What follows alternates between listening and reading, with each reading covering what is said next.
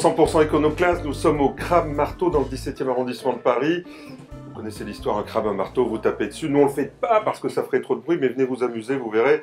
Ça défoule. Merci Olivier de nous avoir amenés dans ta cantine. Mais je t'en prie. C'était un bonheur et on est bien ici effectivement. Un thème pour cette 3e émission qui nous a été demandée sur les réseaux sociaux. L'euro va-t-il tuer l'Europe? J'ai peut-être un peu exagéré sur le sujet, mais on verra à la fin s'il est juste ou non autour de la table pour ce déjeuner. Bien, Olivier Delamarche, chroniqueur et consultant La Terreur des plateaux. On le sait, Philippe Béchat, je ne me tromperai plus, Philippe, associé fondateur de Cercle Finance, je ne me trompe pas non plus. Olivier Berruyer, évidemment, actuaire et blogueur star, lescrises.fr. Et Pierre Sabatier, je l'ai perdu, président de PrimeView. Vous allez bien? Très bien. Parfait. Sur le sujet, ça vous va? Est-ce que c'est excessif? L'euro va-t-il tuer l'Europe? Non, c'est un peu en dessous même. C'est un peu en dessous. Donc on Ça va dépend des points de vue, bien démarrer. sûr. On va ouvrir le débat, messieurs, d'ici un quart d'heure. Mais traditionnellement, on va commencer par vos tops ou vos flops. Vous avez droit à un top ou un flop. On vous attend pour le mois passé. On commence par le président. J'ai en fait un top et flop, puisque je me suis intéressé à la richesse et même à l'ultra-richesse. Et vous allez voir que quelque part, ça rejoint aussi notre thématique du jour. Les perdants, eh bien, ce sont les milliardaires allemands. Incroyable, 170 milliardaires, et dont la fortune a décru de 13%, c'est pas rien, mais ça leur apprendra à avoir trop d'obligataires parce que c'est de là que provient la moins-value, globalement. Le DAX, tout allait bien pour lui en 2016, et l'immobilier, eh bien, commence vraiment à ressembler à une bulle en Allemagne. Donc, finalement, l'euro n'enrichit pas les Allemands, ce qui est assez surprenant. Philippe, les milliardaires allemands, ils achètent du taux allemand? Ils achètent, au niveau OC? Ils achètent du taux allemand. Ils achètent un coffre-fort, non? C'est ça, la Oui. Suisse. Alors avec peut-être l'idée sous-jacente qu'un jour, mais là ça sera l'objet du débat, peut-être qu'un jour l'euro allemand vaudra peut-être plus cher qu'un euro espagnol ou un euro italien. Voilà. Philippe, merci beaucoup. Je vous pensais ça. Je vous avais demandé de ne pas rentrer dans le sujet du débat, mais vous l'avez fait. Merci beaucoup Olivier. Top flop du mois. Bon, écoutez, moi, je ne peux pas résister. On a fêté les 60 ans du traité de Rome et on a entendu Monsieur Juncker prédire qu'il fêterait les 100 ans. Je le trouve un peu présomptueux parce que c'est dans 40 ans quand même, hein, l'air de rien. Et il n'est pas tout jeune, c'est pas un perdreau de l'année, Monsieur Juncker. Donc, mais le luxembourgeois vit longtemps. Oui, enfin, le luxembourgeois... Il est moins stressé. Ça, sûrement. C'est quand même un grand démocrate, s'il en est, hein, ce garçon. Donc, il y a des risques quand vous êtes un dictateur de mal finir. Donc, voilà. Juncker est un dictateur. Oui, c'est un dictateur. Vous savez, des gens qui sont non élus et qui fixent les règles, en général, on appelle ça, et qui règnent par la terreur, en plus, on appelle ça comment? On appelle ça des dictateurs. Donc, Monsieur Juncker est un dictateur. Donc, tout va bien. Et donc, c'était mon petit bonheur. Mon petit bonheur du week-end, c'était d'entendre les propos des Européens qui nous annonçaient tout le bonheur. Mais ils étaient contents d'être ensemble. Mais ils étaient contents d'être ensemble. C'était sympa. Évidemment. Il faisait beau. Il faisait beau, ils ont sûrement bien mangé, donc bien tout allait bien. Pour Juncker. Bien bu pour Monsieur Juncker aussi, et donc ça a été un vrai bonheur. La seule chose, c'est quand même que je ne suis pas sûr que la population grecque trouve dans cette petite fête tout le bonheur que Monsieur Juncker y trouvait. Donc voilà, mais voilà, c'est mon flop. Pour les tops...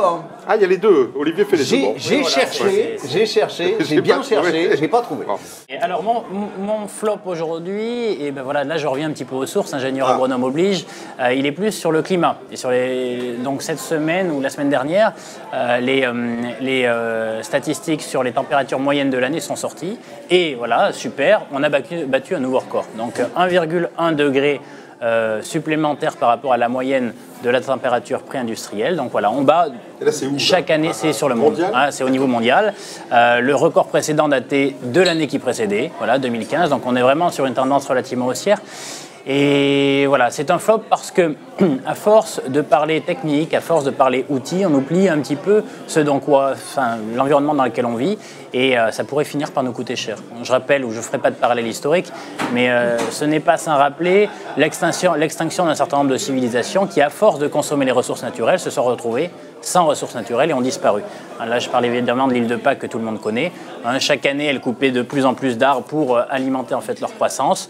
Chaque année, elle se disait oui, mais des arbres, il en reste bien sûr de l'autre côté de l'île. Au bout d'un moment, quand tout le monde a dit ça, ils se sont retrouvés sans arbres. Et sans arbres, on meurt à l'époque. Et c'est une civilisation qui s'est éteinte comme ça. Donc, alors bien sûr, on n'est pas à la veille de ce genre de phénomène, mais il faut avoir en tête que il faut l'intégrer dans notre équation, chose qu'on a relativement peu fait jusque-là. Est-ce que votre boulot d'économiste, c'est pas de chiffrer ça? Parce qu'au fond, tant qu'on parlera de climat, au fond, on va dire oui, un peu plus chaud, un peu. Est-ce qu'à un moment donné, c'est pas l'argent qui va tenir le monde en disant ça va coûter tellement cher à un moment donné? Je ne sais pas si c'est vrai ce que je dis. Si, Jean-Pierre, excellente remarque. Alors, chiffrer, c'est extrêmement difficile. Les gens qui vont vous dire on va chiffrer, c'est comme pour la sortie de l'euro. Le chiffrer en tant que tel, c'est très compliqué. Après, il y a des solutions. Comment on fait pour l'intégrer dans notre équation? Il y a certaines personnes qui disent c'est un autre sujet. Je ne crois pas. Effectivement, le monde tourne autour de l'argent qu'on génère pour vivre, pour acheter une voiture, acheter une maison, permettre à ses enfants de faire des études, de se loger, etc. Donc la réalité, c'est que si c'est bien le logiciel dans lequel on vit, et je ne crois pas qu'on va changer en réalité de logiciel, on va peut-être il faudrait le faire évoluer en intégrant dans le calcul économique, justement, la consommation des ressources naturelles qu'on en fait. Olivier, vous voulez nous parler de la presse ou pas? Non. Oui. J'aurais pu, enfin ça peut-être plus tard dans ce que j'ai envie de parler. Bon. Non, oui, non, mais en flop, on a un peu parlé du décodex évidemment, mais non, je vais plutôt faire un top qui a fait un peu flop. J'ai trouvé ça très intéressant, c'est les nouvelles révélations de Wikileaks sur la partie Vault 7 qui a montré un peu plus en détail comment les services d'espionnage américains arrivent à transformer plein d'objets connectés en source d'espionnage en fait. Donc ce qui met en avant le risque de perte de la vie privée. Alors ils ont expliqué comment ils transformaient n'importe quel smartphone en micro. Bien sûr. Donc c'est ça fait 20 ans qu'on le sait, non? Oui, non mais là ils sont rentrés un peu plus dans le détail. Alors chez nous, c'est pas gênant. Alors très amusant comment ils transforment les télés connectées pour vous espionner, alors, surtout celles qui peuvent avoir une webcam. Donc oui, ça au moins c'est votre télé. Dans ce qu'ils ont sorti, pas d'autres, mais ils n'ont pas tout sorti non plus. J'ai quand même quelques espoirs sur les capacités des États-Unis, parce qu'ils ont sorti aussi des trucs sur les iPhones, et puis Apple a dit oui, non, mais depuis 4 ans, la faille est corrigée. Oui, non, mais depuis 4 ans, en fait, ils progressent aussi. Ce qui était très amusant aussi, c'est la réaction des médias, qui finalement en ont assez peu parlé. Mais oui, c'est horrible. Maintenant, avec une... Comment dire, c'était quand même très très drôle, quoi, avec une espèce de propagande de Wikileaks fait dans la main des Russes. Donc surtout, on ne va plus les écouter en fait. Donc c'est quand même assez phénoménal.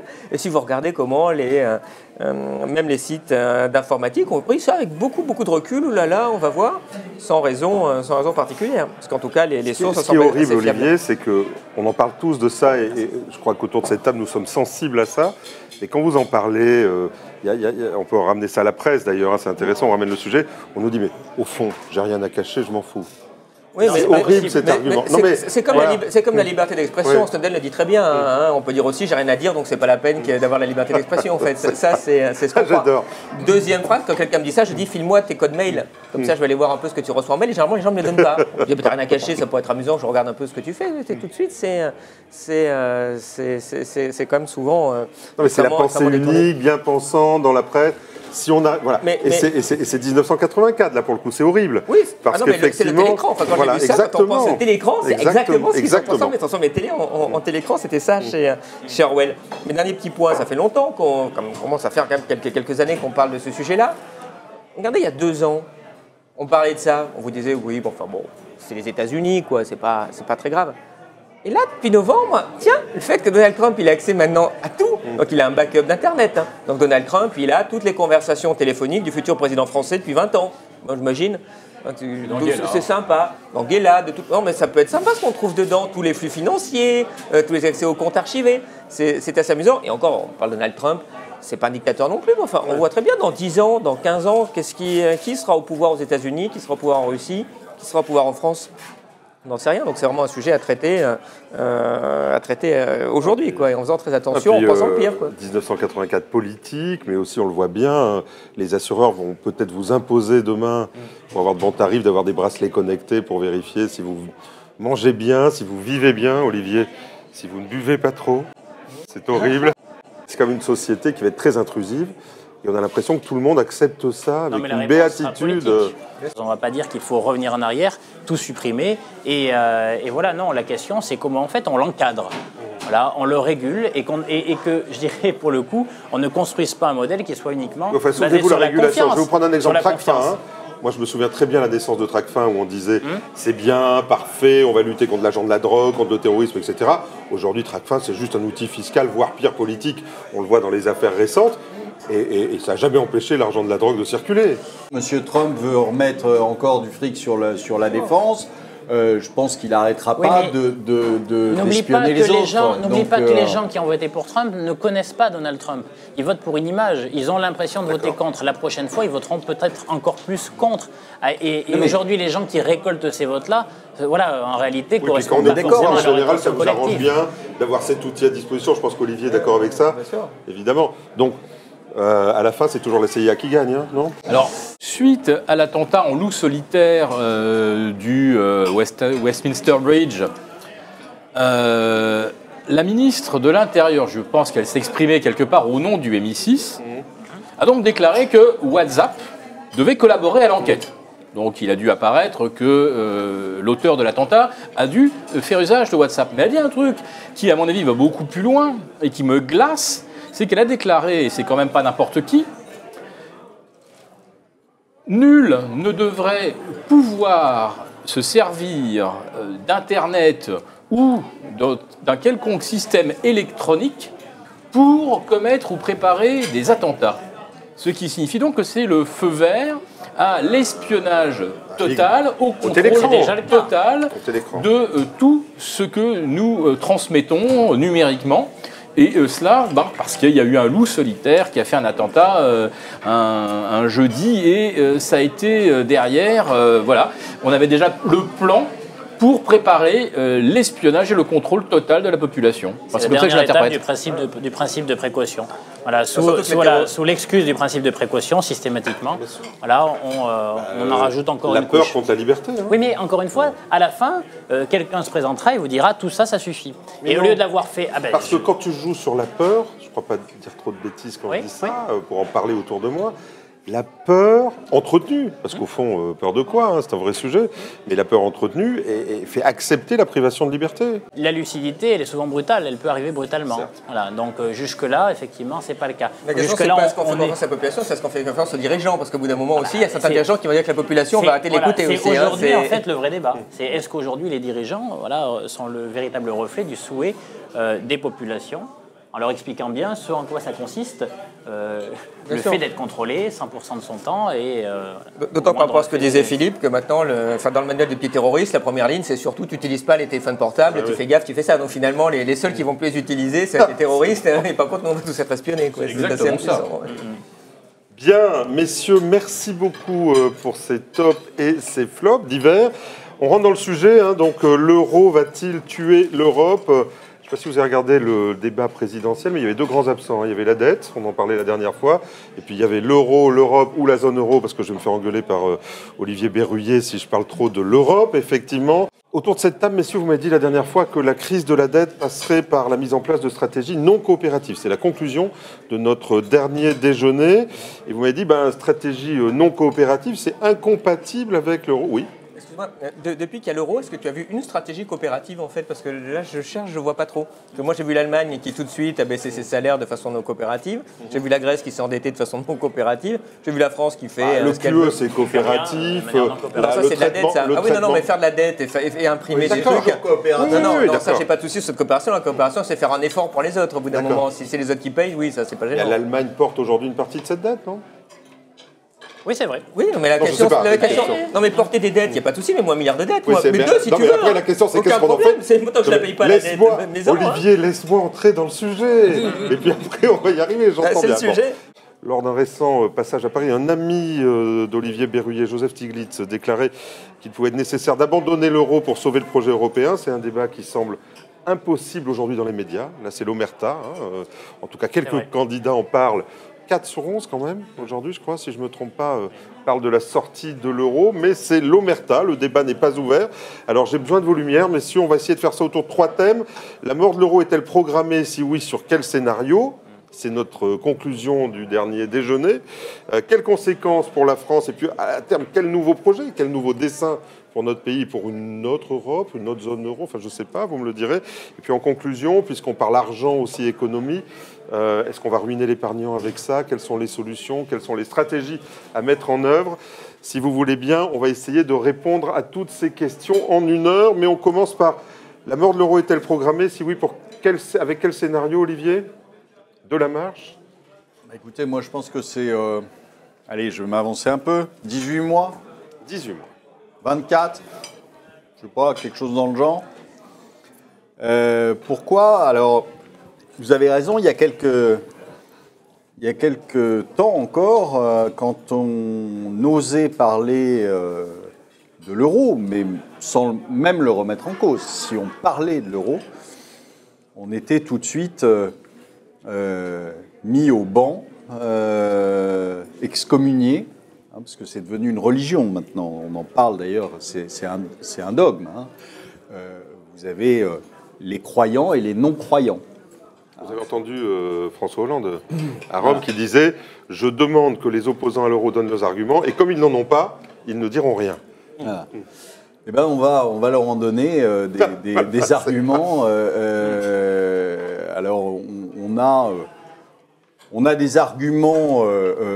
tout à fait factuel. C'est d'ailleurs assez amusant parce que quand on parle chiffres avec un eurolâtre, généralement, il n'a pas de réponse.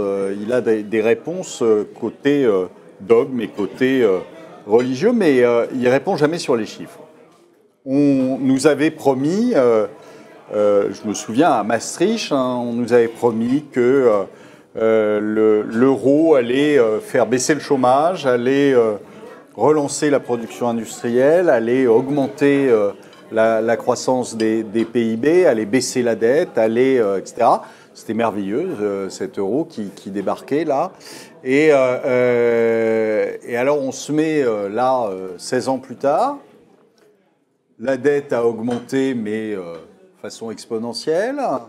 Le chômage a augmenté façon... La dette, c'est mondial, Olivier. Non, mais c'est pas juste européen. Non. En fait, parce que quand vous regardez entre l'Allemagne et les autres pays européens, eh bien, il se trouve que la dette allemande, elle n'a pas beaucoup augmenté. C'est amusant. Hein. Donc, alors vous allez me dire, il y en a dans les banques, etc. Mais enfin, quand même moins augmenté. C'est plus redressé depuis 2008. Il y a eu un creux pour tout le monde. Le monde entier a subi la crise. Sauf qu'il y en a qui se sont redressés. Et il y en a d'autres qui sont restés en arrière. Et vous voyez ça au niveau de la production industrielle, vous voyez ça au niveau du chômage, vous voyez ça au niveau de la dette, vous voyez ça à peu près dans tous les compartiments. Vous avez un pays qui s'en sort, c'est l'Allemagne. Vous avez des pays qui restent à la traîne et qui restent très en dessous des valeurs de 2008, sauf pour la dette où là, on est tous très au-dessus, mais encore plus nous que les Allemands. On se retrouve avec des pays qui ont donc subi de plein fouet la crise et qui ne sont jamais arrivés à se redresser. Or, on nous dit aussi que l'euro, c'était une promesse de coopération, etc. On n'a rien. Enfin, je veux dire, ça a été monté à l'envers, cette histoire. C'est-à-dire que on a mis un pays au centre du projet européen qui était l'Irlande, avec une fiscalité très basse qui fait que il y a toutes les entreprises payent 8% ou 7% ou 6% d'impôts, alors que la moindre PME en France paye 33 et quelques. Donc on est dans quelque chose qui a été monté à l'envers. Si je peux me permettre, on est dans quelque chose où on dit à des Grecs de marcher aux pas allemands. Je veux dire, on sait bien que ça ne peut pas fonctionner. Quand on voit les militaires grecs marcher au Parlement, ça ne marche pas pareil. Hein. On sait bien que ça ne peut pas fonctionner. Donc, on est là avec des économies qui sont différentes, des modèles économiques qui sont différents, et on essaie de les faire marcher ensemble. Ça ne peut pas fonctionner. Donc, ça pourrait fonctionner si encore il y avait des transferts, on l'a dit plusieurs fois, il y avait des transferts, c'est-à-dire qu'en fait, le plus fort payé pour les plus faibles. Comme vous l'avez dit la dernière fois, je rappelle pour ceux qui n'ont pas vu l'émission, qui consiste à dire on ne se pose pas la question en France de savoir si l'Île-de-France paye pour l'Ardèche. Lorsque une zone monétaire unifiée est composée de gens différents, avec des qualités et des défauts qui sont différents les uns des autres, il y en a qui avancent vite et des gens qui avancent plus doucement. Donc, ça c'est un état de fait. L'euro, la problématique, c'est que vous mettez tout le monde dans le même panier sans la possibilité de jouer en fait de dévaluation ou de réévaluation monétaire, sans avoir mis le deuxième, en gros la deuxième jambe nécessaire qui s'appelle les transferts. Lorsque quelqu'un dans une même zone monétaire va plus vite que les autres, eh bien, elle doit accepter en fait de financer ceux qui vont moins vite. Ça veut dire quoi? C'est-à-dire qu'il y a 3 types de transferts possibles. Soit le transfert financier. Les Allemands doivent accepter de recycler leurs excédents dans le déficit des Espagnols, des Portugais, des Italiens, voire des Français. Donc, mais ils doivent l'accepter. Pourquoi? Je ne sais pas, c'est un autre sujet. Ça, à la limite, répondez, mais ça, c'est un sujet qu'il faut poser. Non, il ne faut pas leur imposer. Voilà, c'est ce que disait posons-leur la question. Il faut leur poser la question. Mais il faut la poser clairement. Parce que s'ils ne sont pas d'accord, il ne restera plus que 2 conditions. Celle du transfert de peuple et de population, c'est la solution historique. Les Irlandais, par le passé, lorsqu'il n'y avait pas assez de quoi les nourrir en fait, dans leur pays, ils ne s'endettaient pas, ils partaient. Les Italiens, ils partaient. Oui, mais pas dans les ordres de grandeur suffisants pour équilibrer. Je n'ai pas le chiffre en tête. Mais non, mais de manière très largement insuffisante pour compenser les déséquilibres économiques. Parce que le 3e point, c'est celui du transfert des entreprises. Donc effectivement, si les Allemands décident volontairement de délocaliser leurs entreprises dans les zones économiquement faibles, ça passe. Mais il faut bien avoir en tête que s'il n'y a pas un de ces 3 paramètres-là, une zone monétaire unifiée. Non, mais pas dans les bonnes. Mais à l'Est. Mais pas, voilà, donc hors de la zone euro. Et pas dans les bonnes proportions. Pas dans les proportions suffisantes pour équilibrer les choses. Mais c'est pour ça qu'il faut aller jusqu'au bout. Aujourd'hui, la seule solution qu'on a face à ce déséquilibre, parce qu'aucun de ces 3 paramètres n'a été mobilisé, je ne sais pas s'ils sont mobilisables. Ça, c'est une question politique et c'est pas moi, Pierre Sabatier, de le dire. Là, je parle en tant qu'économiste. Si on dînera la prochaine fois, si vous voulez que je vous donne mon avis personnel. Mais la solution, juste pour terminer, juste une seconde, parce que c'est important. Aujourd'hui, la seule solution qu'on a, c'est soit imprimer des billets de banque pour acheter du temps via la Banque Centrale Européenne. Mais la deuxième chose, la seule possibilité, la seule opportunité et la seule voie de sortie qu'on offre aujourd'hui, c'est quoi? C'est la convergence. La convergence unique. C'est-à-dire qu'en réalité, parce que nous ne sommes pas capables de créer les conditions pour assumer notre diversité, les Espagnols ne sont pas comme les Allemands, les Français ne sont pas comme les Italiens, parce que nous ne sommes pas capables de créer les conditions de l'acceptation de cette diversité, la seule voie de sortie, c'est que nous transformons tous en êtres uniques. Et ça fait pas rêver. Si on fait un référendum là-dessus, il y a peu de chances. On a déjà voté non en France à un référendum, j'imagine que si c'était le cas. Juste avant de passer la parole à Olivier Berruyer, une question. L'euro, Olivier disait 18-24 mois. Allez. C'est à dire parce que la réponse ne peut être que politique. Non, mais il faut s'engager. La réponse, elle n'est que politique. Eh bien voilà, vous retiendrez que je ne m'engagerai pas sur ce sujet parce que là, pour le coup, je n'ai pas de boule de cristal, malheureusement. Ça me ferait gagner des clients si j'en avais d'ailleurs. Mais j'en ai pas. Simplement, les conditions sont là pour nous montrer que aujourd'hui, la zone monétaire unifiée n'est pas mourir en l'état?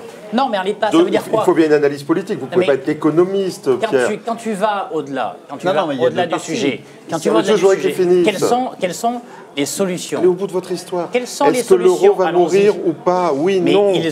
L'euro mourra probablement si on n'est pas capable de mobiliser aucune des solutions que j'ai évoquées jusque-là. Mais Pierre, oui. Olivier. Ça fait des années. Non, mais après, là, tu poses la question en fait de la capacité de la réforme. J'en sais rien, c'est les gens qui la font, la réforme. Mais si, tu peux quand même avoir un avis là-dessus. Aujourd'hui, les intérêts des fonctionnaires européens, c'est quoi? C'est pas de se tirer une balle dans le pied. Ils vivent de ça. Donc, ils vont pas eux-mêmes décider d'arrêter. Donc, faut pas rêver.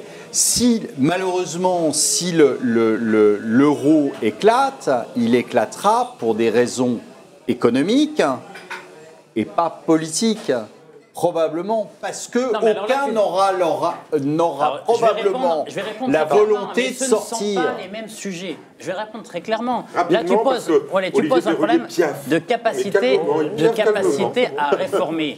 Alors là, si tu me dis, historiquement, la France n'a jamais été capable de se réformer. Pour nous, il faut qu'on pète dans le mur et qu'on recrée un modèle. Oui, c'est l'histoire qui le dit. Simplement, je n'ai pas de boule de cristal. Nous pouvons choisir un autre chemin. Il est peut-être peu probable qu'on le choisisse. Il est peut-être peu probable, mais nous pourrions le choisir. Donc là, il y a deux sujets différents. Non, mais sois concret. Tu as des élections. Tu as des élections, Pierre, dans 2 mois. D'accord, 2 mois. Tu as des élections. Alors maintenant, qui est porteur du projet qui va sortir ou concrétiser un euro harmonieux? Explique-moi. Il n'y en a pas. Voilà.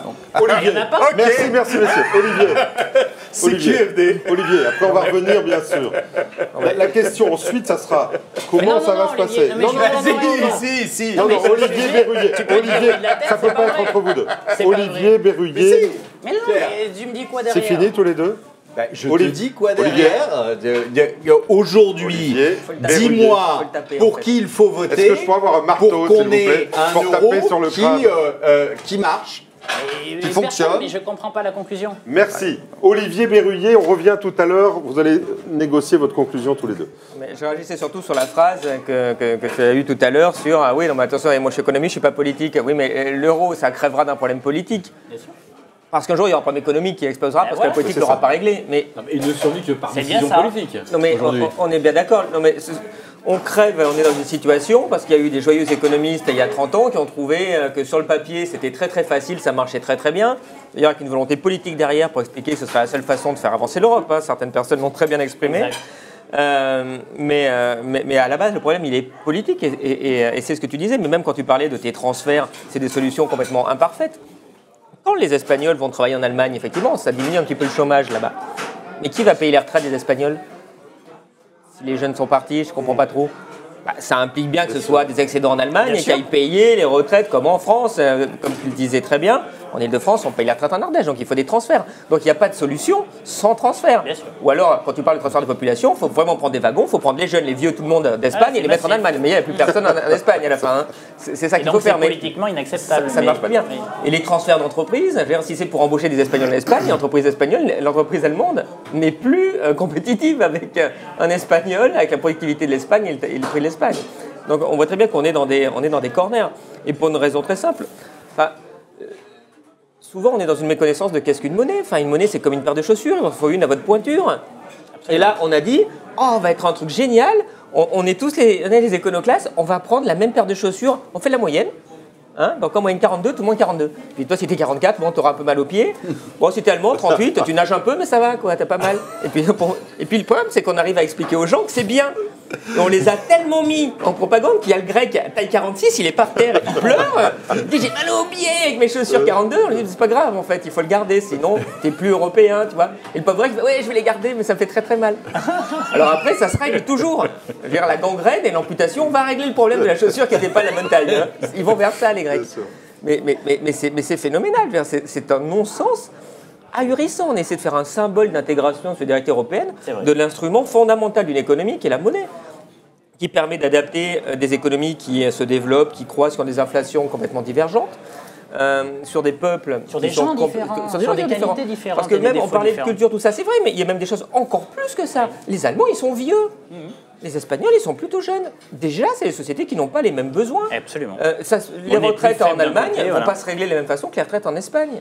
Hein, donc l'Allemand, il a besoin de capital, donc il a besoin de taux d'intérêt assez élevés, il a besoin de stabilité. Bon, en Espagne, il y a plus d'inflation. Une nation globale, c'est-à-dire unifier la fiscalité, les régimes de retraite, etc. Bien sûr. Et là, il faut poser la question, effectivement. Mais ça, c'est ce qu'on dit. C'est facile, c'est une monnaie égale un peuple. Oui. Voilà. C'est tout, il ne faut pas chercher plus loin. La question, c'est est-ce qu'on est le même peuple en Europe? C'est-à-dire est-ce qu'un Allemand, c'est pareil qu'un Grec, c'est pareil qu'un Irlandais, c'est pareil qu'un Estonien? Voilà, alors les gens trouvent que oui, mais après, si tu veux, il ne suffit pas juste de dire on s'aime tous. Il s'agit de dire on est prêt à sortir le carnet de chèques pour payer. Et est-ce que c'est le plus efficace pour le tous? Et puis après, on va surtout dire à quoi ça sert. C'est-à-dire que, juste sur ce que dit Olivier Berruyer, est-ce que ça ne serait pas bon pour les Allemands qui sont vieux et qui donc vont chercher de l'immigration pour sauver. Est-ce que ça serait pas bon, effectivement, de régler ça dans le cadre européen et dire, au fond, on est une seule nation avec une partie jeune, une partie plus âgée. C'est mieux que de faire venir des gars de Non, c'est une question. J'allais pas là-dessus. Mais si. Attends. Pourquoi Merkel a ouvert les portes? Parce que je pense que dans sa tête, elle se disait, je vais régler le problème de l'immigration. Si on prend la nation française telle qu'elle s'est créée, on l'avait dit, la dernière fois, on avait dit qu'elle s'était créée de manière relativement violente. Effectivement, à un moment donné, on a fait venir des jeunes Bretons à Paris parce qu'il y a des besoins économiques, on a fait venir, etc. Jean-Pierre, tu vois très bien que pour construire les petits loulous qui étaient à Rome et très contents, de toute façon, c'est les seuls qui bénéficient du système, c'est les fonctionnaires européens à 20 000 balles par mois. Donc ça, eux, ils en bénéficient, donc ils étaient contents, ils trouvent ça très bien, les grands hôtels, les filles faciles ce week-end, le champagne. Non, mais ils ont passé un bon week-end, pas nous. Mais il faut quand même le signaler. Est-ce que tu y étais pour voir tout ça? C'est sûr. C'est ça qui est ballot. C'est sûr qu'ils sont contents, mais derrière la question c'est de quoi on a besoin nous en Europe. Et dans leur idée complètement délirante pour moi, si on a quelques notions anthropologiques, historiques, culturelles et des divergences en Union européenne, derrière, comment tu rassembles ça? Parce qu'on n'est pas une nation, ça se voit très bien. Enfin, un Français, c'est pas comme un Allemand, je suis désolé. On est différents, il faut l'accepter. Et il faut justement, c'est en l'acceptant, cette différence, qui est d'ailleurs le slogan qu'ils ont pris, qu'on arrive à faire en sorte qu'on ne retrouve pas les erreurs du passé, qu'on progresse. Mais si on est en train de dire on va tordre le bras aux Allemands pour aller payer tous les ans 80 milliards aux Grecs, on va devenir fous, les types. Dans l'avis de Philippe, quand même. Puis après, on revient, mais il faut quand même que Philippe donne son avis sur le sujet. Est-ce que l'euro doit mourir et si oui, à quelle échéance? Alors, moi je pense qu'il est déjà cliniquement mort. Bon. Alors je ne sais pas si vous connaissez mon amour pour la théorie des jeux, mais là, dans le cas de l'euro, vous allez voir, je vais illustrer ça. 4 jours de transactions qui passent par Target, on a couvert la totalité de l'ensemble des échanges marchands à l'intérieur de l'euro. Ça veut dire que les 361 autres jours qui restent, les échanges qui transitent par Target, ce n'est que de la spéculation financière. Super. Ou quasi. Et alors? Et alors, comme je vous parle de la théorie de jeu, et pour que les gens comprennent ce que c'est que Target, imaginez que Las Vegas soit d'un seul coup une espèce de principauté indépendante, avec tous ces casinos. On est d'accord? Tout le monde y vient pour jouer. Je vous explique que donc 95% des transactions qui passent par Target, c'est de la spéculation. Donc chacun arrive à Las Vegas avec ses yuan, avec ses livres, ses yens, ses dollars. On convertit tout en jetons. Target, c'est l'entité qui gère les jetons. Imagine que ce casino qui gère tous les jetons ait décidé que finalement il n'allait pas prendre d'argent et qu'il allait finalement redistribuer autant que ce que les gens mettent dans les machines à sous. C'est-à-dire qu'on va mettre des jackpots partout pour tout équilibrer. À la fin de la journée, le casino, il a toujours le même nombre de jetons. Mais qu'est-ce qu'il constate? Il constate que les Allemands, ils ont eu de la chance ce jour-là, ils ont beaucoup gagné. Et puis les Espagnols, ils ont un peu perdu. Et puis les Italiens, ils ont beaucoup perdu. Mais le soir même, le casino, il ne va pas être désagréable avec ses clients. Il ne va pas dire, vas-y, t'as perdu, maintenant, aligne et compense ta paume. Philippe, il faudrait arriver. Combien ont les Allemands, combien ont les Espagnols, combien les Italiens? Allez, allons-y. J'explique ce que c'est que Target, parce que c'est une espèce de monstruosité. Créditeur, 796 milliards. Ça y est, Olivier. Italie, débiteur, 360, Espagne, 350. On est tout à fait d'accord. Il y a un vrai problème vis-à-vis de l'Italie et redonnez les chiffres. 780, 360, 796 pour les Allemands, créditeurs. Débiteur, 360 pour l'Italie, 350 pour l'Espagne. Donc ça veut dire que les deux... À ce niveau-là, ils ne paieront jamais. Alors justement, Jean-Pierre, c'est là que je voulais en venir. C'est que comme chaque soir on constate que tous les jours les Allemands ils ont de la chance et tous les jours les Espagnols et les Italiens ils n'ont pas de bol, eh bien comme le casino est agréable avec ses clients, il ne leur demande jamais de payer. On est reparti demain. En espérant on a ces tas de jetons et on voit ce qu'on en fait. On espère que demain, finalement, les Espagnols et les Italiens, ils auront plus de chance. Mais chaque jour, ils continuent de paumer. Alors dans un monde réel... Et Olivier, qu'est-ce qu'il y a? Mais non, mais ça dépend ce que tu appelles paumer, c'est ça qui me fait rire. Sur le fond, tu as raison, bien sûr, c'est exactement ça quand tu prends les comptes. Mais on est vraiment sur une philosophie de l'échange commercial et de l'excédent commercial. Quand l'Allemagne est en excédent commercial, qu'est-ce que ça veut dire? Ça veut dire qu'elle a envoyé des machines-outils, des bagnoles, et qu'en échange, elle a des petits billets où c'est marqué « je veux de l'argent ». Si tu dis, mais en fait, elle s'appauvrit, l'Allemagne, quand elle fait ça. Elle a comment dire, des biens qui quittent le pays contre des promesses d'avoir un jour de quoi acheter notre bien. Des promesses mais aujourd'hui, c'est l'Italie et l'Espagne qui bénéficient. Ils sont en train d'avoir des machines-outils, des bagnoles, et puis ils envoient des petits billets en disant un jour on vous paye les mecs. Et les Allemands sont très contents, on s'appauvrit. En tout On cas, ne paiera pas. Donc, ce que je voudrais, c'est vous êtes en train de me dire réalisé et que l'on tolère en l'échange d'un anesthésique qui s'appelle le taux d'intérêt. Alors, est-ce qu'on peut passer à la problématique suivante? Vous me dites, au fond, on ne paiera pas. Donc, à un moment donné, il y en a un qui va se fâcher, parce que si on ne le paye pas, ça ne va pas bien se passer. Et je sais qui c'est. Et on a une idée sur le... Mais c'est qui? Allez, vas-y, dis-le. C'est celui qui a une armée qui marche bien. Et donc, non mais, deuxième problème, quel est le scénario de sortie? Moi, je me souviens très bien comment s'est créé l'euro. Pendant 6 mois, on a eu 2 monnaies, Bon. Comment on sort de l'histoire? À un moment donné, pratiquement, les gens qui nous écoutent, là... De la même façon, Jean-Pierre. Eh bien, pas aussi facile. Si, parce que tu peux pas avoir 2 monnaies qui coexistent pendant 6 mois. Non, là, ça de la même façon, tu peux très bien retourner dans l'autre sens. Comment? Non, mais au quotidien, tu n'augmenteras pas ta dette. Notre ami Jacques Sapir l'a démontré 2 ou 3 fois. Tu n'augmenteras pas ta dette puisque tu convertiras simplement. On ne convertit rien, soyons sérieux, le jour où ça arrive. En plus, tu auras des restructurations de dette. Enfin, voilà. À un moment donné, il ne faut pas se cacher derrière son petit doigt. Et la restructuration de dette, c'est toi qui as la main. Tu dis au gars à qui tu dois de l'argent, tu lui dis non, je ne te rembourse pas. Mais est-ce que vous poussez un peu le scénario? À un moment donné, il y en a un qui va dire qu'il arrête. A priori, contre tout ce que disent... Quelqu'un, on va lui dire, il faut que tu sortes 100 milliards, ou 200 milliards, ou 300 milliards. Voilà, tu sais, comme ça c'est un peu passé. Et là, il va dire, j'ai bien regardé, non, en fait, c'est trop cher. Et donc, contre toutes les idées reçues où on explique que c'est l'Europe du Sud qui doit sortir, en réalité, vous me dites, ce sont les Allemands qui vont sortir. Bien sûr, oui. D'accord. Comment ça se passe? Ça explose l'euro. Oui, voilà. Donc, comment ça se passe?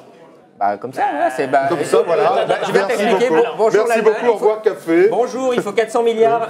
Non, parce que finalement, on pense qu'il y a 30 ans, on avait le marque, et ça marchait bien finalement à l'époque. Enfin, on vivait bien. Donc, on va faire un marque. Avant d'arriver dans l'euro, on a eu le serpent monétaire, on a eu des périodes de transition, etc. Comment on va faire le truc dans l'autre sens si c'est possible? Il y a 2 possibilités, soit du coopératif, soit du non coopératif. Et ça recommence. Non, mais ça recommence, mais je vais t'expliquer très concrètement pour ça. C'est-à-dire que la meilleure des solutions serait qu'effectivement, on ne taise pas le débat, qu'on assume le débat, qu'on fasse le constat que c'est aujourd'hui un outil qui est inadapté pour créer les conditions de l'expression du potentiel des Européens et des pays européens. Et à partir de là, on débat et on voit ce qu'on peut faire, qu'on peut continuer à faire ensemble pour pouvoir avancer. Ça veut dire quoi? Ça veut dire que concrètement, la seule chose qu'a apporté l'euro, la seule chose, c'est que les taux d'intérêt en Espagne et en Italie ont beaucoup baissé par rapport à la période avant l'euro. Ça, c'est bon. Ça, c'est bon. Pourquoi? Parce que ça a libéré, alors mal au départ, jusqu'à la crise en fait de l'immobilier espagnol, mais ça a libéré. Ça a juste permis d'exploser. Tu peux pas dire ça. Ça a permis à la Grèce de se taper 250 milliards de dettes. Sinon, ils seraient pas pu. Très bien. Alors maintenant, on refait en fait, parce qu'il faut voir les 2 côtés de la montagne. Le fait est que les taux ayant baissé, ça a libéré du potentiel pour les Espagnols. Ils l'ont mal utilisé. Ça veut dire qu'il faut qu'ils soient sanctionnés. Ceux qui ont fait des conneries doivent faire faillite. Mais à partir de là, est-ce que ça vaut le coup? Est-ce que ça vaut le coup? Fallait pas boire de l'alcool et aller voir les filles. Voilà, c'est ça. Est-ce que ça vaut le coup, entre guillemets, de remonter sur des taux qui sont à 13 ou 15? Eh bien, mets-toi à la place de l'Espagnol. Tu laisses le taux faire. Le taux, je dirais, ce sera l'expression de la qualité de gestion de l'Espagne. Si on sort dans l'euro, si on est capable de mettre en place des stratégies coopératives, de ne pas pour autant abandonner les pays du Sud à des taux d'intérêt qui deviendraient confiscatoires, parce que là, pour le coup, ils partiront avec. On peut dire confiscatoire jusqu'à quand, en fait? Voilà, le bébé partira avec l'eau du bain, mais c'est simple. Aujourd'hui, mets des taux d'intérêt à 10% en fait en Espagne aujourd'hui. Pourquoi tu veux les mettre à 10% les taux d'intérêt en Espagne? Ça dépend. C'est-à-dire, s'ils ont fait défaut au moment d'explosion de l'euro, si ils n'ont plus de dette, donc le taux il va revenir à un niveau assez solide. Voilà. C'est un pari que tu peux prendre. C'est un pari que tu peux prendre. Mais il y a une prime de risque que tu peux prendre. Politiquement, c'est ce qu'ils feront. Ils rembourseront pas la dette. Non, mais attendez. Tu as parfaitement raison. Mais laissez continuer. Est-ce que chacun votre tour? Plus personne va comprendre. Parce qu'on parle aussi à des gens qui ne sont pas économistes et qui ont besoin de comprendre. Vous êtes en train de me dire, s'ils font défaut, les taux, ils ne monteront pas à ce niveau-là. Eh bien si, puisque plus personne ne voudra leur prêter. Mais non, il n'y a plus de dette. Ah ouais, non, mais expliquez-le. Un État qui a fait défaut, tu as une dette de 0, donc effectivement, tu n'as pas une très bonne image sur les gens qui ont perdu de l'argent. Mais les investisseurs se précipitent parce que tu sais que pour les 30 ans qui viennent, l'État ne fera rien. Donc les investisseurs, ils s'en foutent que tu aies fait défaut. et que tu es dit salut. Non, mais tu sais, Jean-Pierre, chacun votre tour, chacun votre tour.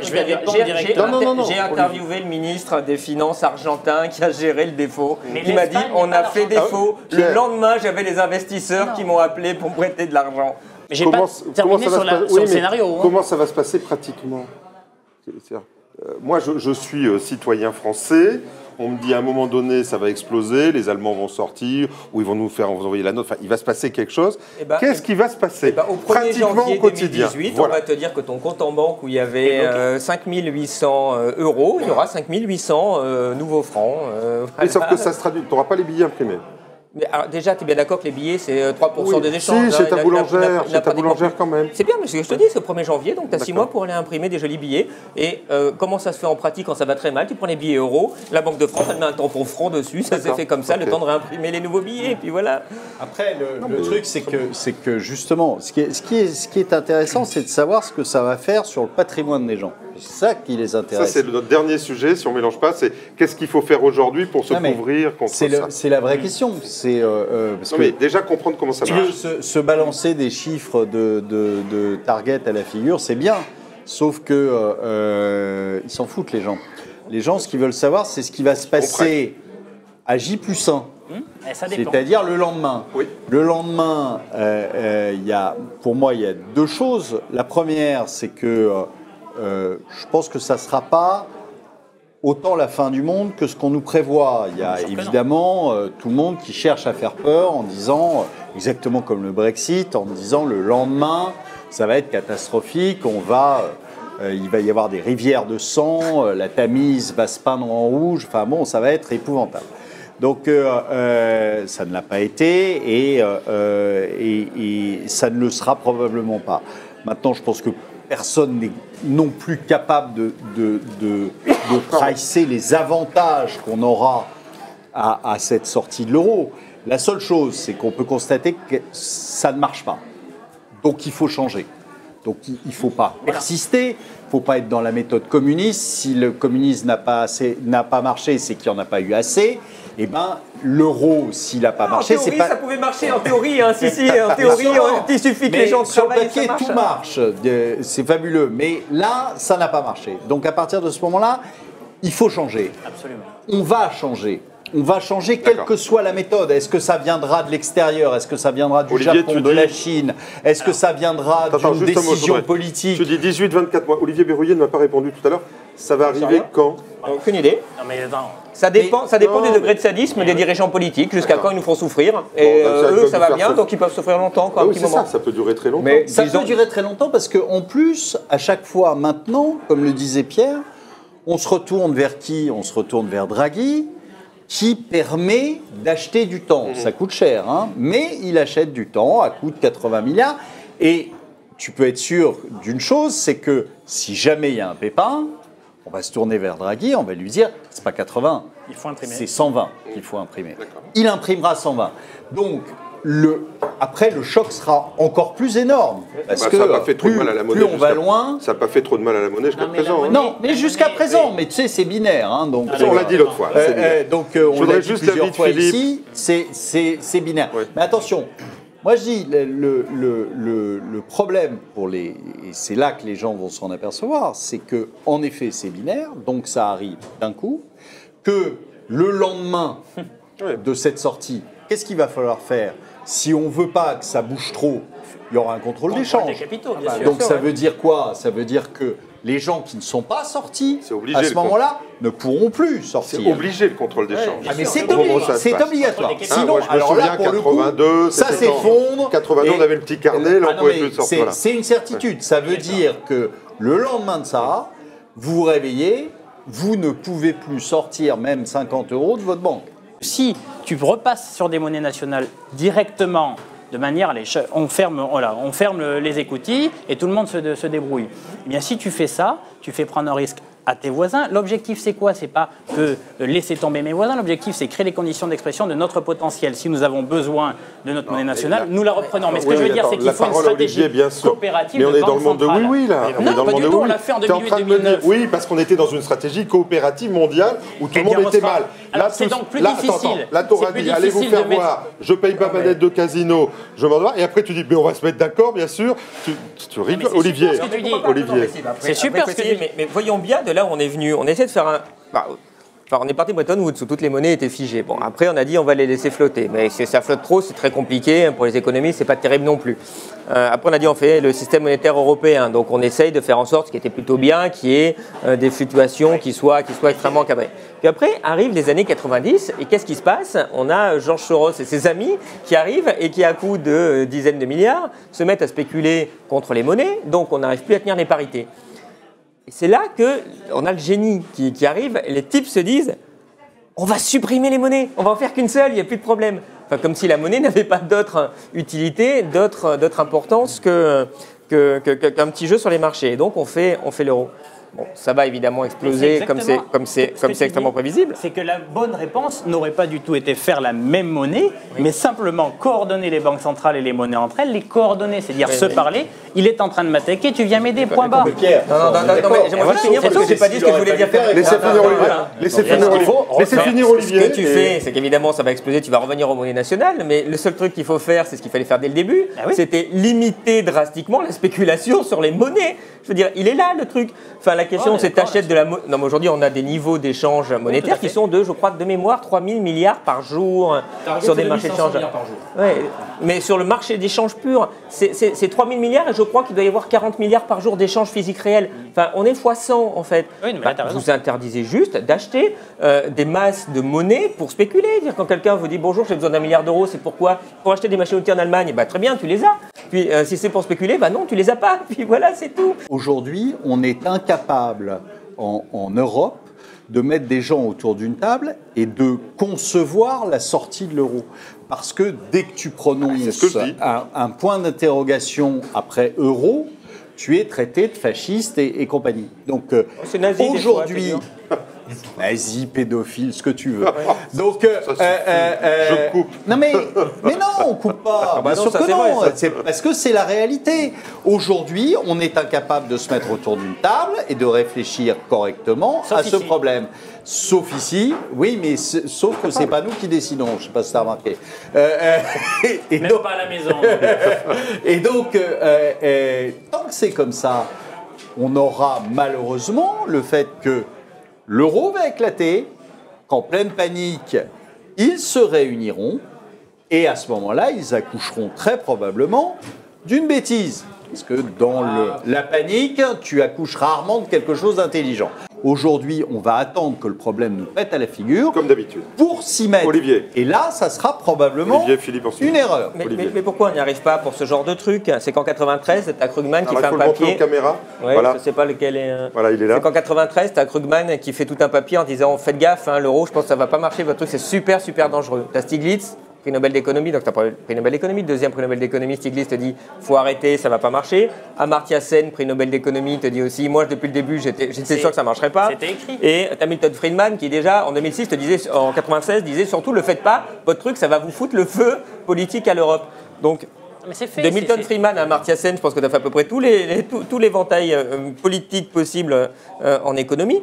Tous les spécialistes disaient qu'il ne fallait pas le faire. On a des politiques qui ont trouvé intelligent de le faire. Mais c'est sûr que les types, avant qu'ils te disent « Ah oui, c'est vrai qu'on a un peu fait la plus grosse erreur de politique économique depuis l'après-guerre. » C'est vrai qu'on n'a pas écouté les spécialistes. Les médias n'ont pas donné la parole aux spécialistes pour expliquer que si on ne le faisait pas, ça allait être encore la guerre et blablabla et blablabla. Et plus ça va, plus il te l'amène la guerre. Ça va être très compliqué. Peut-être pas tant très longtemps sur les taux d'intérêt parce que les taux d'intérêt français, t'inquiète pas, le jour où ils sont à 10%, le lendemain tu fais défaut, hein. Ça c'est fini, ta dette elle est morte, hein. T'as plus l'argent. Techniquement, au-delà de 7, c'est mort. Hein, oui, non, mais même, de toute façon, très vite, au bout d'un moment, tu as une panique sur les marchés et de toute façon, même à 32%, plus personne ne va prêter de l'argent. Donc ça, c'est, tu seras sur une voie de restructuration de tes dettes qui va correspondre au paiement des impôts qui ont été votés depuis 30 ans et jamais appelés. La dette, c'est que de l'impôt différé. On a déjà parlé, effectivement.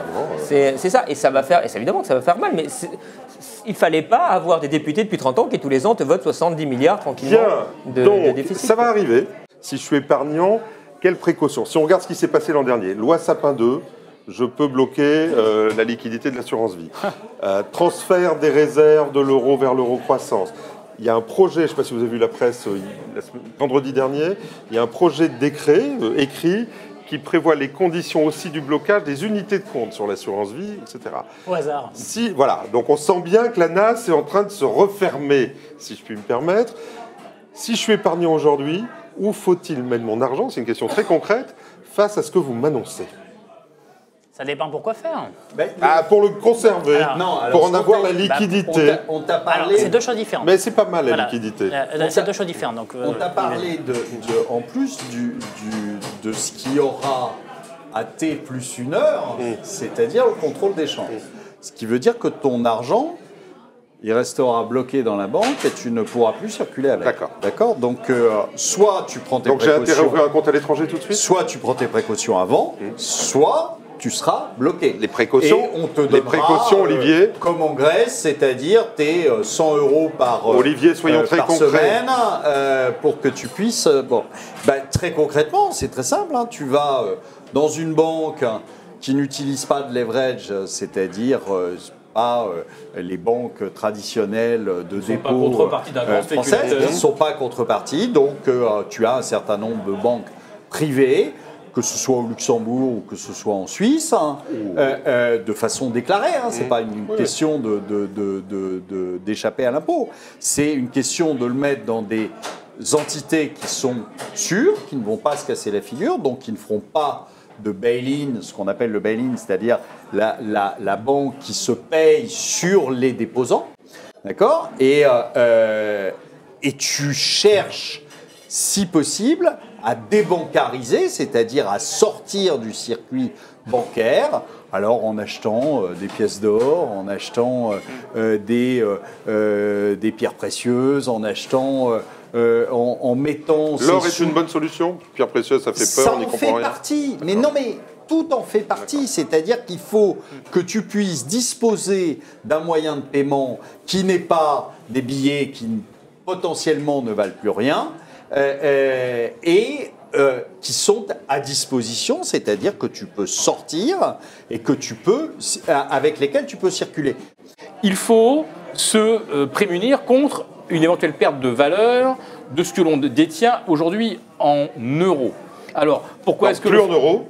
Donc, pourquoi est-ce que le franc suisse, par exemple, offre des taux négatifs? C'est-à-dire que même avec une confiscation de l'argent qu'on met en Suisse, on se dit que de toute façon, le jour où on sera arrivé au bout du bout et que la zone euro éclatera, eh bien, on sera bien mieux à ce moment-là. On récupérera tout ce qu'on s'est fait confisquer parce qu'avec le franc suisse, on aura une valeur supérieure à ce qu'on aura en gardant de l'euro. Mais aujourd'hui, on s'aperçoit que les Espagnols, les Italiens, les Portugais fortunés mettent de l'argent en zone Allemagne, marque. Donc, Olivier. Je pense qu'on peut aussi, et là je complète ce que dit Olivier, je pense qu'on peut aussi envisager d'acheter de l'immobilier en Allemagne, parce que là aussi c'est un pari sur la revalorisation d'une zone, c'est-à-dire la Suisse se revalorisera, la Norvège, l'Allemagne. De l'immobilier en Allemagne. Donc par exemple, ça complète. Olivier, on va se faire insulter encore une fois sur les réseaux sociaux parce qu'on va nous dire vous conseillez aux gens de sortir de France, de sortir l'argent. Non, j'ai pas terminé. Non, mais je voudrais. Donc imaginons que je reste en France et je reste dans cette idée-là. Il faut que je choisisse ma banque. Il y a plus de risques sur une banque que sur une autre? Oui, enfin c'est compliqué parce que les banques, il y en a de moins en moins. Dans ce beau modèle libéral, en fait, on va bientôt arriver à la banque unique. Donc c'est assez intéressant. Moi, je donne assez peu de conseils sur ces points-là parce qu'on rentre vraiment dans quelque chose de dangereux, dans l'inconnu. Mais je sais pas, c'est pas ma spécialité sur ce point-là. C'est pas compliqué un bilan bancaire. Tu prends une de nos grosses banques. Pour faire simple, tu dois avoir un bilan, prenons la plus grosse, de pas loin de 2000 milliards. Donc déjà, tu dis... Ça, c'est le bilan, c'est pas le hors-bilan. Non, c'est le bilan. Donc déjà, tu te dis, c'est le PIB français, le bilan, là. C'est gros, votre BNP, par exemple Par exemple, le Crédit Agricole est à peu près dans ces eaux-là. Tu dois avoir maintenant, j'en sais rien, moi, je n'ai pas regardé, 90 milliards de fonds propres. Donc déjà, tu fais le lien, tu te dis, waouh, c'est pas... Oula, il y a un joli levier quand même, là. Et puis, tu regardes les produits financiers, casinos, machin. Dans le bilan, tu en as déjà 600, 700 milliards. Et voilà, pour 90 fonds propres, c'est pas beaucoup. Puis du hors-bilan, un peu compliqué à estimer, mais je sais pas, allez, t'as à l'aise 2000, 3000, 4000 milliards de risques en je croyais beaucoup plus même, non? Alors ça dépend ce que tu comptes. Je te parle du risque. Non, ce qu'on cite en général, c'est un chiffre qui est 10 fois plus grand, mais c'est pas le risque. Le risque, il est dans ce zone-là. Il est 3, ce qui est déjà fantastique. Mais ce qui correspond plus à la réalité, parce que tu peux pas perdre 50 000 milliards non plus. Et voilà, donc déjà, si tu veux, quand tu as fait ça, si tu as un petit peu connaissance de ce qu'est un bilan, tu as vite compris qu'il y a un problème là, de sécurité minimale. Donc c'est sûr que les 4 grandes banques françaises, oui, non, c'est extrêmement risqué. Après, il y en a d'autres. Tu as, je sais pas, tu as la Banque Postale, tu as le Crédit Municipal, tu as le CIC, tu as le Crédit Coopératif, qui sont des trucs un peu moins exposés. Ouais. Donc c'est déjà plus prudent de les mettre là-dedans que dans les grosses. De toute façon, c'est très simple. Ne mets pas. Tu m'as demandé, ne mets pas ton argent dans une banque qui a des traders. C'est facile. Voilà. Tu demandes, bonjour, combien de traders? Au revoir. Voilà, je mets ailleurs, c'est tout. Pour que les gens comprennent ce qu'Olivier vient de dire, quand il parle de risque, en général, le chiffre qu'on entend est 10 fois supérieur. Hein, c'est 40 000 milliards. Mais en fait, sur les 40 000 milliards qui sont réels de produits financiers... Ça fait 4 000 milliards déjà, ça fait beaucoup d'argent. On estime à 10% le risque réel 4 000 milliards, ça fait un peu de bruit. Mais ça suffit, hein. Olivier, attends, je voudrais juste finir avec Olivier, parce qu'on connaît son bon sens. Donc aujourd'hui, je n'ai pas les moyens, ou je n'ai pas envie de sortir de France. C'est quand même pas le commun des mortels qui peut aller ouvrir. C'est risqué aussi, voilà. Parce que évidemment, si tu le mets dans un pays où ça va mal et quand ça ira mal, il n'y a aucune raison que ça aille mal en France et que ça aille bien en Italie, en Espagne, machin, et même en Allemagne. Donc je reprends ce que disait l'autre Olivier. Non, mais pourquoi pas, mais après, est-ce que je vais chercher des biens réels, ce qu'on appelle les biens tangibles aujourd'hui, et le moins possible en dépôt à ma banque? Moi, ce que je dirais, c'est de diversifier au maximum. Alors, sur la question, parce que sinon, tu concentres les risques. Et l'immobilier, qu'est-ce qui se passe sur l'immobilier si demain, tu as les banques qui, parce que les taux d'intérêt ont remonté, ne prêtent plus, elles vont mal, donc tu ne peux plus emprunter à la banque. Ne paye plus les loyers, donc ton hypothèse de revenu, elle s'effondre. Donc c'est compliqué. Et l'or, c'est pareil. L'or, c'est bien en petite assurance, mais tu ne mets pas plus de 10% en or. Je ne fais pas plus de 10% de du patrimoine maximum. Parce que c'est risqué, parce que c'est extrêmement truqué le marché. Et le jour où éventuellement ça peut commencer à devenir intéressant, t'inquiète pas, qu'il va se passer ce qui s'est passé aux États-Unis en 1933, c'est qu'on va te confisquer. Voilà. Ça raconte l'histoire. Tout ce qui est parce que personne ne la connaît forcément. Oui, les gens ne connaissent pas trop, mais Roosevelt, c'est combien, 33, 34 je crois. A fait une loi tout simplement où tu confisques l'or. Donc tu obliges toutes les personnes à venir déposer l'or à la banque contre moyennant quelques jolis billets, quoi. Et puis si tu ne fais pas, évidemment, tu ne peux plus l'utiliser et tu as des sanctions pénales. Première question, ce que tu évoques, c'est le risque de contrepartie. Bien sûr, c'est celui qu'il faut jouer, pas que pour les banques, pour les assureurs aussi. Puisque les assureurs te disent concrètement, pour un certain type d'engagement, je t'assure... Tu conseilles des compagnies d'assurance. Oui, tout à fait. Est-ce qu'aujourd'hui, moi je le dis objectivement, je dis le fonds en euros sera illiquide très prochainement. Alors là, est-ce que tu suis mon avis ou pas là-dessus? Alors c'est probable, mais pas en totalité. C'est-à-dire que quand tu dis ça va être illiquide, c'est dans quelle proportion? Voilà, exactement. Probablement, on va aller vers une liquidation progressive en fait des sommes que tu as capitalisées là-dessus. Mais derrière cela, il faut avoir en tête que toute personne qui te dit que tu fais la promesse qu'il te garantit le capital, c'est une promesse qui sera dure à tenir. Donc ça veut dire qu'il y a un vrai risque de contrepartie. Il faut voir et savoir à qui ou qui te fait la promesse et qui va être en capacité en fait d'y répondre. C'est ce que vient d'évoquer Olivier pour les banques. C'est aussi vrai pour les assureurs. Il y a beaucoup de gens qui vous disent qu'ils vous garantissent le capital. Reste à savoir s'ils le pourront si ça tournait mal. Mais comment? Moi, je suis épargnant. Comment je peux comprendre la solvabilité d'un assureur? Enfin, si tu peux avoir des moyens. Mais la deuxième chose... les ratios de solvency, enfin, c'est des ratios qui sont disponibles. Madame Michu, je vais souscrire mon contrat d'assurance. C'est une grille. Tu regardes ceux qui sont les plus faibles. Madame Michu, si vous ou les plus forts, pardon. Mais la deuxième chose, c'est qu'on a évoqué les diversifications. Moi, je crois beaucoup à l'économie réelle. On a dit quoi? On a dit que concrètement, il fallait se méfier de la valeur du billet. Donc l'idée, c'est de ne pas avoir de billets. Tu peux acheter des pièces, ça reste du tangible. Mais l'économie réelle, c'est quoi? C'est des gens qui sont capables de produire quelque chose, de transformer un euro factice, ou fictif, en vrai profit. Donc, mais à travers en fait une vraie production de richesse. Donc lorsque vous avez un risque monétaire, moi je pense que le vrai avenir, c'est la diversification avec de l'investissement dans l'économie réelle. Donc des actions. Oui, des actions, mais des actions de private equity, c'est-à-dire d'entreprises réelles, pas de très grosses entreprises. Les actions de Michelin sont des actions Michelin. Oui, d'accord, mais c'est pas ce que j'évoque. Non, mais non. En bourse. Pas ce que j'évoque, voilà. Pourquoi ? Parce que tu as en bourse, c'est quand même une vraie action. Non, oui, mais il y a des pollutions. Il y a de l'administration de prix, en gros. C'est-à-dire que le prix de l'action... Tu es dans le CAC 40, donc tu vas rentrer dans des produits financiers qui vont faire qu'on va t'acheter... Donc, non, des vraies boîtes, voilà, l'économie réelle. Des vraies boîtes qui ont besoin, et souvent, là, pour le coup, le banquier ne fait pas son boulot, qui est de financer normalement l'économie, mais lui, il préfère aller faire mumus sur les produits dérivés.